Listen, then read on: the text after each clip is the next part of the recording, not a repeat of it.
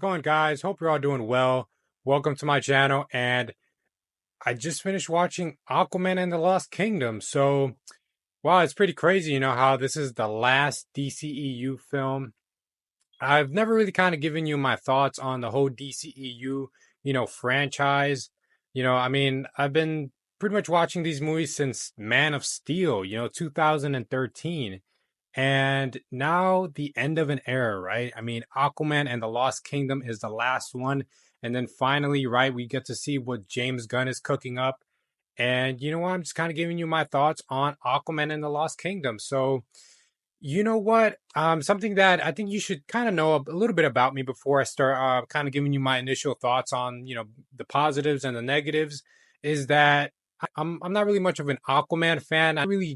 I'm not crazy about the fantastical side of when it comes to certain types of characters, and and I wasn't that crazy about the first film either. But you know what? Of course, right? As a fan, comic book characters, I had to watch this film and give you my initial thoughts. You know what? I'm gonna first start off by talking about the good. One of the key highlight things about this film is the brother dynamic between Ocean Master and Aquaman, or Arthur Curry. And that's something that I really, really enjoyed, right? Is that brotherly relationship. I didn't know that I was actually going to enjoy it because, seeing Ocean Master in the first film, he was just kind of like of a dull character, kind of more like kind of serious. Seeing him in this film, I think like he's kind of loosened up a little bit more. And, just that brother dynamic relationship, with, and, these two teaming up, trying to protect Atlantis from Black Manta, and and just those two, just working together, right, as brothers. And they have some really cool and funny, and some really nice comedic moments between them.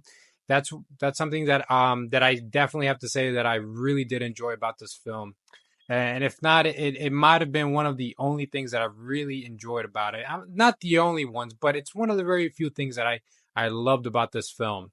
Visual effects, it's pretty much the same. There's nothing really negative anything about. The visual effects, they look great. It looks amazing. Just like if you have seen the first Aquaman film, then it's pretty much what you expect. The visuals are very stunning, very vibrant colors. In the first film, nothing too out of the ordinary. It looks very much the same. If not, maybe even it looks a little bit better. So, one of the things that I do hear a lot, a lot of people are saying is the sort of Saturday night cartoon type of vibes that this movie gets. I'll be quite honest with you. I didn't really expect much, and I didn't expect less. I wasn't much of a fan of the first film, so I didn't really have much high expectations, but after watching this movie, you know what? The Saturday night cartoon, that's really what I got from the first movie, so I didn't really expect anything different. But, and yeah, like it didn't really bother me, because there's tons of action, and, the action is very well choreographed. Like the fight scenes between Aquaman and like the enemies. I think it's a very fun watch. That's really all I have to say. On to the negatives, right? Well, I would say within like the beginning of the third act, and that's when I feel like it kind of gets into sort of exposition, and that's something that I'll be quite honest with you. I'm getting a little bored. I would really say that it affects the whole movie. Uh, is it getting close to the end? But that was just a portion of the film. But yeah, those are just my thoughts on Aquaman and the Lost Kingdom. I'm ready. I'm ready for that new DCU James Gunn universe. But after finishing this film, you know what? I'm gonna miss Jason Momoa's Aquaman, and I am gonna miss. As a matter of fact, I'm really, really gonna miss Ocean Master. I really liked, it was just like that character. I feel like his character would have been amazing if let's say if everything went well with the DCEU.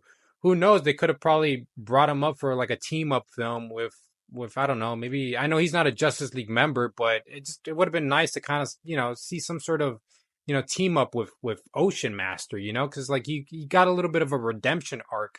So that's one of the things that just really one of the highlights of the film is that character. These are just my thoughts on Aquaman and the Lost Kingdom. So if you were able to watch Aquaman and the Lost Kingdom, just give me your thoughts as to what you thought about it. Did you like it? Did you dislike it?